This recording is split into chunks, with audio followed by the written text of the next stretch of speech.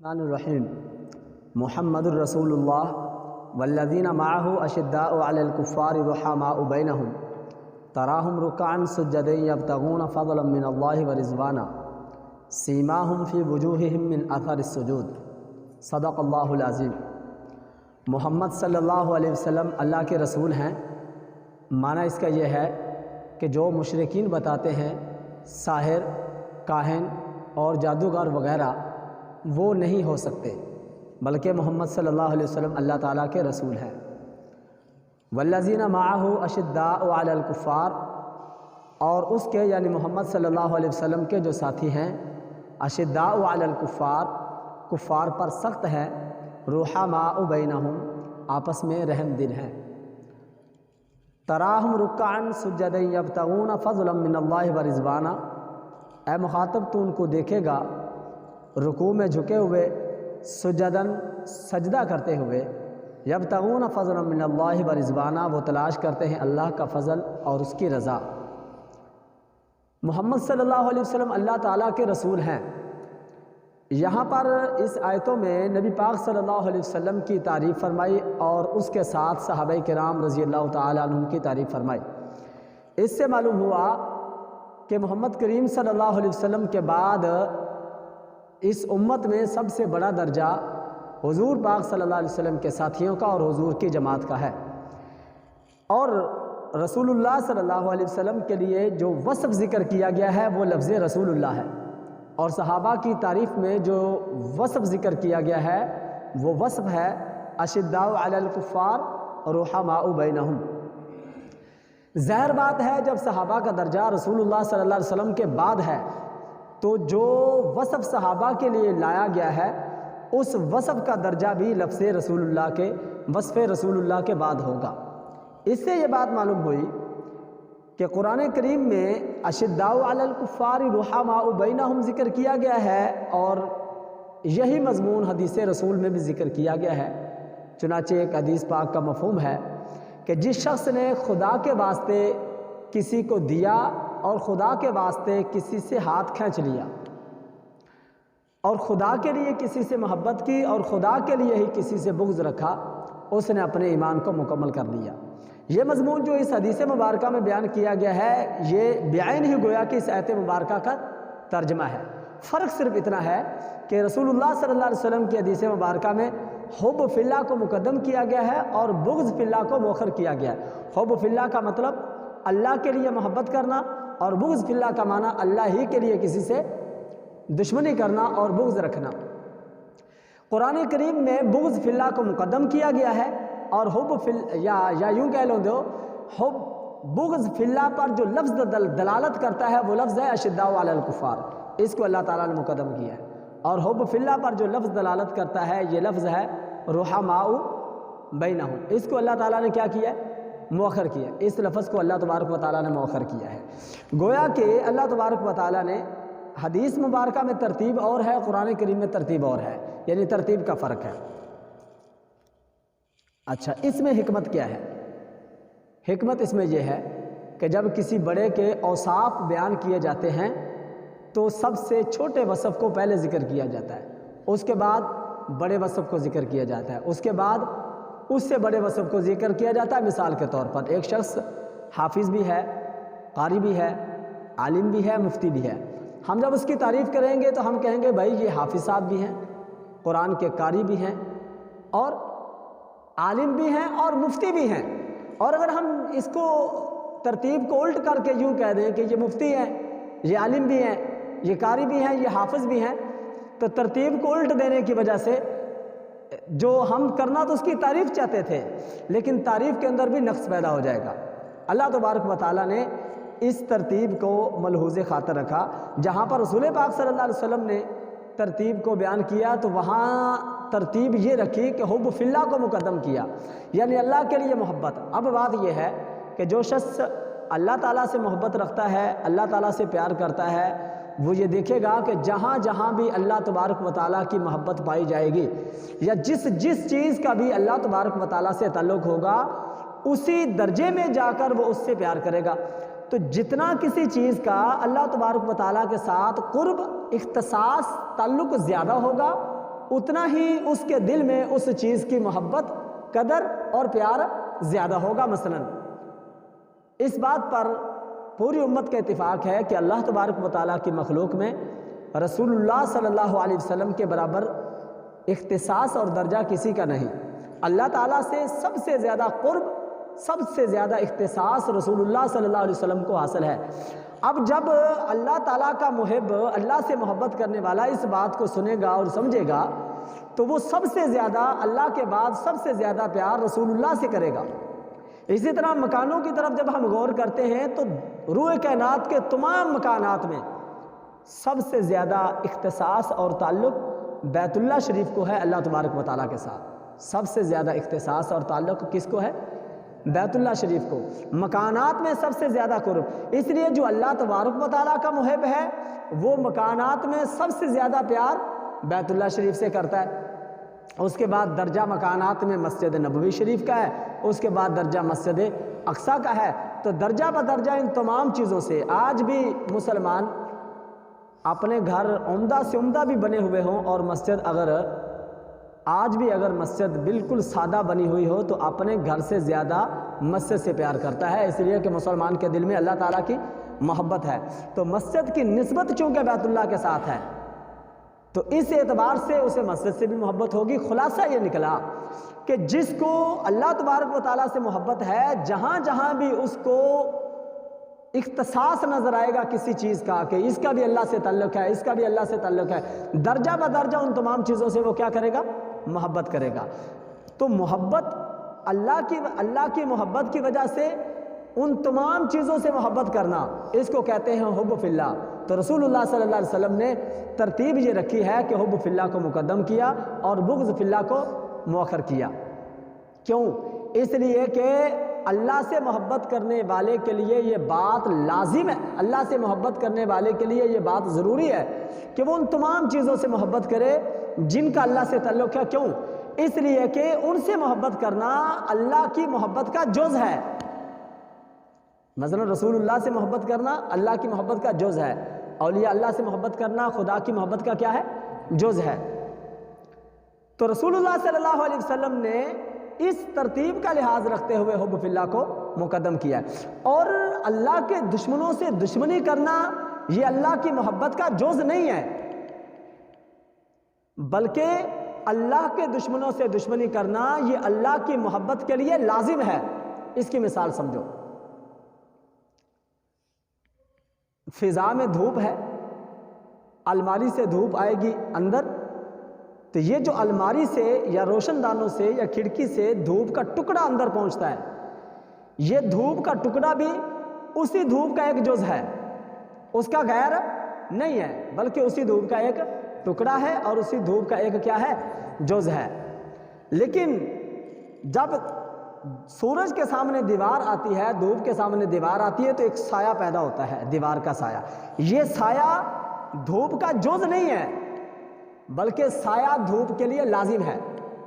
اس طرح آپ مثال کو سمجھیے، اللہ کے لیے کسی سے محبت کرنا اللہ کی محبت کا جز ہے اور اللہ کے لیے اللہ کے دشمن سے دشمنی کرنا یہ اللہ کی محبت کا جز نہیں ہے بلکہ اللہ کی محبت کے لیے لازم ہے۔ اب قرآن کریم میں ترتیب کو بغض فی اللہ کو مقدم کیا، یعنی اشداء علی الکفار کو مقدم کیا، جو لفظ بغض فی اللہ پر دلالت کرتا ہے۔ اس کی وجہ کیا ہے؟ اس کی وجہ یہ ہے کہ گویا کہ اللہ تبارک و تعالیٰ نے اس بات کو بیان کیا ہے کہ میرے نبی محمد کریم صلی اللہ علیہ وسلم کی جماعت کا ادنا وصف یہ ہے کہ اللہ کے دشمنوں کے دشمن ہیں۔ ان کا اعلیٰ وصف یہ ہے کہ اللہ سے محبت کرتے ہیں، اللہ کی محبت کی وجہ سے اللہ والوں سے محبت کرتے ہیں، دینداروں سے محبت کرتے ہیں، رسول اللہ سے محبت کرتے ہیں، حضور کی آل سے محبت کرتے ہیں، حضور کی ساری جماعت سے محبت کرتے ہیں۔ یہ صفت بیان کی گئی ہے حضرات صحابہ کرام رضی اللہ تعالیٰ عنہم کی، لیکن ان کا ادنا وصف کیا ہے؟ ادنا وصف یہ ہے کہ خدا کے دشمنوں کے دشمن ہیں۔ یہ ادنا وصف ان کا ذکر کیا، اس کے بعد ان کا اعلیٰ وصف ذکر کیا گیا ہے۔ دوسری وجہ یہ ہے کہ محبت کرنا آسان ہے اور دشمنی کرنا مشکل ہے، تو جو کام مشکل تھا اس پر جو لفظ دلالت کرتا ہے اس کو اللہ تعالیٰ نے مقدم کیا ہے۔ اور جو کام آسان تھا اس پر جو لفظ دلالت کرتا ہے اس کو اللہ تبارک و تعالیٰ نے کیا کیا ہے؟ مؤخر کیا ہے، اس کو مؤخر کیا ہے۔ اب دشمنی کرنا اللہ کے لیے یہ مشکل کیوں ہے؟ یہ اس لیے کہ جب آپ کسی سے محبت کریں گے تو جواب میں محبت ملے گی، اگر محبت نہیں بھی ملے گی تو عدم مخالفت ضرور ملے گی، یعنی آپ کی مخالفت نہیں ہوگی۔ جب آپ کسی سے محبت کریں گے، اس کی کسی خوبی کی وجہ سے کسی سے پیار کریں گے، تو وہ اگر بدلے میں محبت نہیں دے گا تو دشمنی بھی نہیں دے گا۔ لیکن جب آپ کسی سے دشمنی کریں گے تو جواب میں دشمنی ملے گی۔ آپ لڑیں گے کسی سے تو جواب میں لڑے گا، وہ محبت کریں گے تو محبت کرے گا۔ اللہ تبارک و تعالیٰ نے اشداء علی الکفار کو بیان کیا ہے پہلے کہ یہ لوگ اللہ تعالیٰ کے دشمنوں کے مقابلے میں سخت ہیں۔ جو خدا کا دشمن، جہاں جہاں ان کو خدا کی دشمنی نظر آئے گی وہاں وہاں یہ اس کے ساتھ اسی درجے میں بغض رکھیں گے جس درجے کا کوئی خدا کا دشمن ہوگا۔ چھوٹے درجے کا دشمن ہے اس سے دشمنی بھی اس اعتبار سے کم ہوگی، جو بڑے درجے کا دشمن ہے اس کے ساتھ دشمنی بھی اس اعتبار سے ہوگی۔ اس پر مثال لیجئے، نبی پاک صلی اللہ علیہ وسلم نے جب بدر کی جنگ لڑی تو حضرت معاذ اور معوذ رضی اللہ تعالی عنہما نے حضرت عبد الرحمن رضی اللہ تعالیٰ سے پوچھا، چچا جان ابو جہل کو آپ پہچانتے ہیں؟ انہوں نے کہا جی کیا کام ہے؟ پہچانتا ہوں۔ تو فرمانے لگے ہم نے سنا ہے کہ وہ رسول اللہ صلی اللہ علیہ وسلم کا سب سے بڑا دشمن ہے، ہم اس ارادے سے آئے ہیں کہ اس کو آج قتل کریں گے یا مر جائیں گے۔ اب یہاں پر جو قابل غور بات ہے وہ یہ ہے کہ حضرات صحابہ کرام کے بچوں میں بھی یہ جذبہ تھا، جی یہ جذبہ تھا کہ جو رسول اللہ کا بڑا دشمن ہے ہم اس کے سب سے بڑے دشمن ہیں۔ تو قرآن کریم نے جو کہا ہے اشداء علی الکفار، تو جو خدا کا زیادہ بڑا دشمن ہوگا حضرات صحابہ کرام بھی اسی قدر اس کے دشمن ہوں گے۔ تو چونکہ دشمنی کرنا محبت کی اکملیت کی، ایمان کے کامل اور اکمل ہونے کی علامت ہے۔ خدا کے دشمنوں سے دشمنی کرنا ایمان کے اکمل ہونے کی علامت ہے۔ کیوں؟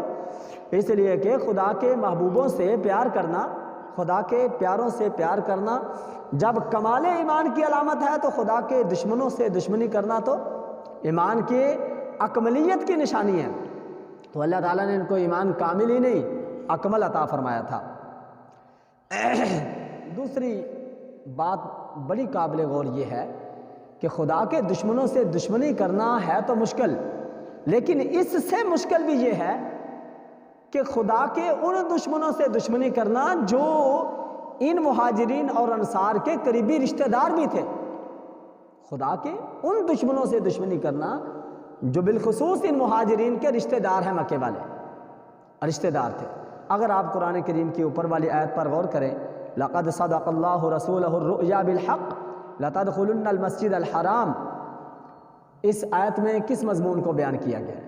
جب حضرات صحابہ کرام رضی اللہ تعالی عنہم اور حضور پاک صلی اللہ علیہ وسلم عمرے کے لیے تشریف لائے تو رستے میں کفار نے روکا، جب روکا رکاوٹ بنی، مسجد حرام سے روکا، اجازت نہ دی داخل ہونے کی، تو اب یہاں پر صرف رسول اللہ صلی اللہ علیہ وسلم کی اطاعت ہی ایک رکاوٹ تھی، ورنہ تو حضرات صحابہ کرام رضی اللہ تعالی عنہ کی تلواریں ان رسول اللہ کے دشمنوں کا اور اپنے رشتہ داروں کا خون کر دیتی، لیکن رسول اللہ صلی اللہ علیہ وسلم کی اطاعت چونکہ رکاوٹ اور مانے تھی۔